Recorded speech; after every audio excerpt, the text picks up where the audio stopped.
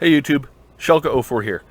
So in this video I want to talk about a problem I had with a vendor who I sourced my barrel from, and how I'm going to work around it and what I got involved with. And that vendor's name is Givati Firearms. They're out of Orlando, Florida. And I guess a lot of people have had good luck dealing with them, and there's a lot of praise for them on Facebook. But for me, it was a complete nightmare from almost day one.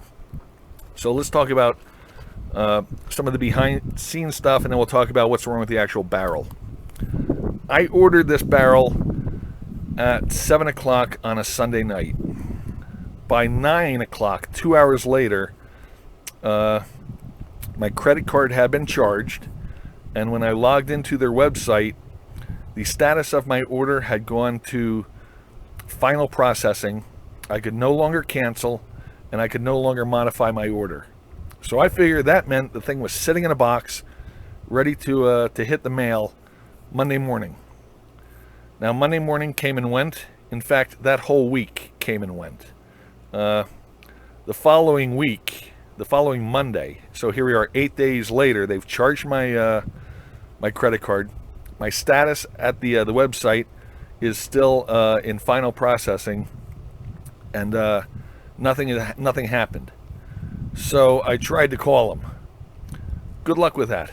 There was no answer and no answering machine, and the phone just rang and rang and rang and rang. So a couple more days went by, and nothing happened. So on Friday, now here we are, what, 9 or 10 days later after I placed the order. Friday, I decided that I was going to basically cancel my order and source the barrel from a different vendor.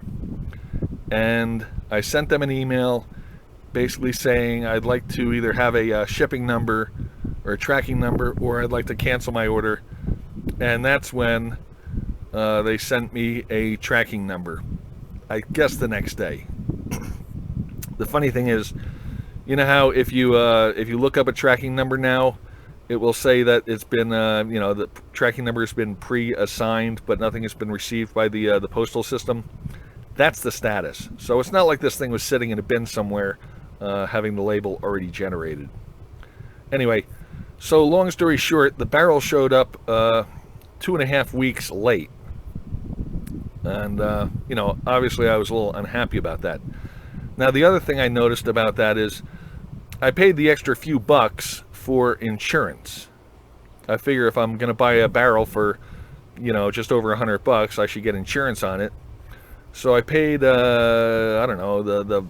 say $4 or $5 for the insurance. When I finally started tracking the barrel during the course of its movement across the country, I discovered, because, the USPS has the info right there, that the insurance value that this thing had been insured up to was only $50. So I don't know what that does for you. So long story short, basically I went, and I think that $50 may be automatically assigned to any parcel that they ship. And so I was going to say, long story short, I think they just took the money I put down for insurance and screwed me on it. Now, what is the screw up here with the barrel? First off, I ordered a 1 to 7 twist barrel, and they sent me a 1 to 8 twist. I also ordered the barrel specifically with the A2 front sight base, and they sent me the F-marked sight base. Let's turn it over just so we can... where is it? There it is. Hang on. It's right there. Anyway, now what that means is, because this sight base and the A2 sight base have a difference of 4/100ths of an inch, and that this one is actually taller than the older style sight base, in order to do a mechanical zero, when I flush out the pin, I'm now going to be over where I need to be. It's my understanding that if you sync it 6 clicks, it will then put you at the same height as the regular A2. So that may be what I settle with doing as far as my mechanical zero. I'm not that worried about it. However, I had an idea. So what I did was I emailed Givati Firearms. And in the email I said, first off, you guys sent me a barrel with the wrong twist. I ordered a 1-7 and you sent me a 1-8. And then the front sight post is F marked and I ordered the A2. So what I said is, you know, I'm willing to live with this if you'll do me a solid of just sending me a new front sight pin. And that's retail about a $3 item. Now, I don't have the front sight pin that they should have sent me because they never sent it to me. If I had, what I might have done, since I would have at that point had two, is I might have taken a micrometer or a pair of calipers or something and measured the height and then used a honing stone and brought it down the 4/100ths of an inch. That would have made it the right height, basically. But because Givati Firearms failed to do that, I'm just going to go with the 6 clicks down. Now, the thing to add insult to injury was that whoever replied to my email said, basically, well, with the 1-8 barrel that you have, you've got the best of the both worlds, because that barrel will stabilize the heavier rounds that a 1-7 would, and the lighter rounds that a 1-9 would. So, you know, I should just be happy that they made their mistake. I'm not happy.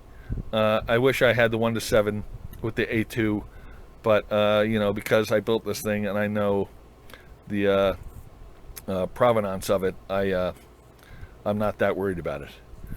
But anyway, that's it. You know, you can obviously, hopefully you would have different mileage dealing with Givati Firearms. I probably wouldn't order from them again. I had a great experience dealing with Delton out of North Carolina. I wish I had ordered basically the barrel from them, but in hindsight, you know, what can you do? Anyway, if you have any problems or questions or comments about Givati Firearms, feel free to leave them down below, and do me a favor, subscribe to my channel. And if you have any interest in the tools that I use to build up both my upper and lower receiver, then I encourage you please to watch the next video that I'm going to post. Okay, thanks. Shelka04 out.